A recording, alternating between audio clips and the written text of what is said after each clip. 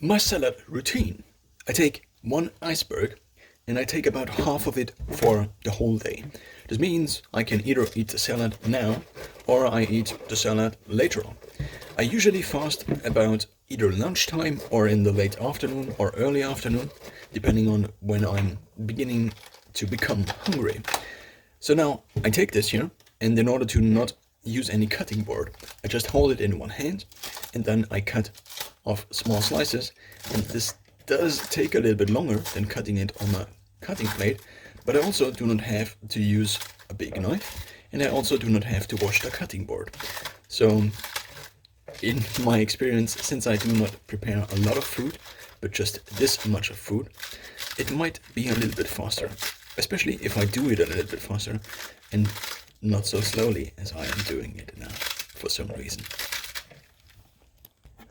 For a given day, I then take one cucumber, half it, because I usually eat about half a cucumber, at least for the salad. I might eat a little bit more cucumber, depending on whether I like to eat a little bit more cucumber. I then also don't have a cutting board, but I'm just using this rotating mechanism, and you have to be careful because if you just cut out things from the edges, then in the middle, obviously the chunks become bigger.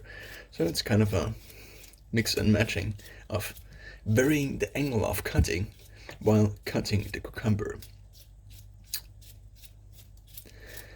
If you are, you might also here become a little bit faster with this, but since I did not put any time constraints on my cooking as of recently, I have become a little slower.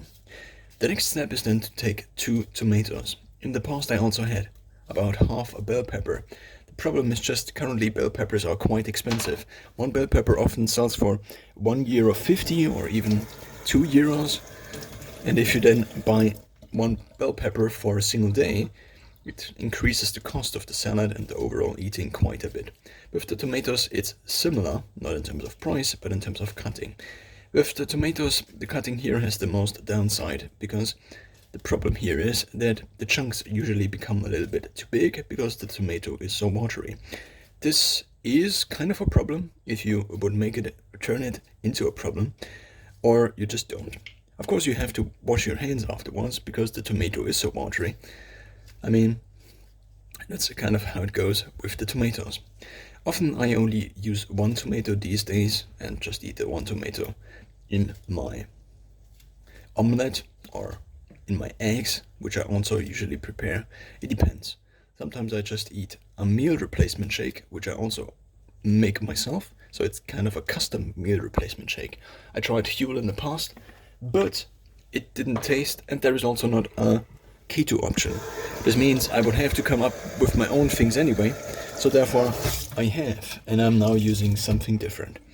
So this is kind of the salad. So as a next step, what I did wrong already is I would have to wash the salad obviously before adding the cucumber and the tomato.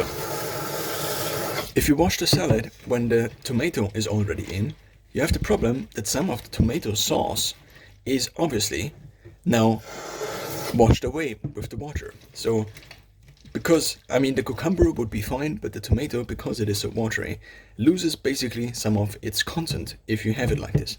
So now the question is, how do I put out the water? The answer is that I usually take a plate. I do have a set of normal plates, but also plastic plates. Because this plate now is not heated up, it doesn't really matter. So just take this and rinse out the water. And as you also see, I also rinsed out a little bit of water onto the whole kitchen plate. So as the next step now, I wait a little bit as the water accumulates, collects itself on the bottom of the bowl again, and then I do this process again before I add the vinegar, because otherwise the whole salad gets quite watery. Now that it's waited again, we take it and rinse it out again. And as you hear, there is still a little bit of water that's rinsing out. The next step is now that we add salt. I do not have an exact measurement. I often just add salt depending on how well I taste salt at the moment. So this of course depends on my body's salt needs. If you pay attention to this, then you might find yourself that you actually can kind of taste how much salt your body wants. Now, the next thing is normal vinegar, which comes without sugar. If you have balsamico or aceto balsamico, then there is often sugar from grapes in it, which you might not want. And this is apple cider vinegar. And now it's done. I do not add oil because then I can eat as much salad as I want. And this is kind of useful because then I can eat as much volume as I want from salad and from vegetables, because I, of course, also do track the calories of vegetables. But in terms of thinking, where is the energy and where do I need to pay attention to eating less, then it's not the salad. If I add oil to the salad, of course, it might taste a little bit different. But what I found is that I also like salad without oil. So for this reason, I do not add oil. What I now also have is I made 5 eggs additionally. And I will just add these 5 eggs into the pan. The protein egg, which I made in a different video, into this here. Maybe not all, because I also prefer some of it to have it not in there. So this is then what it looks like.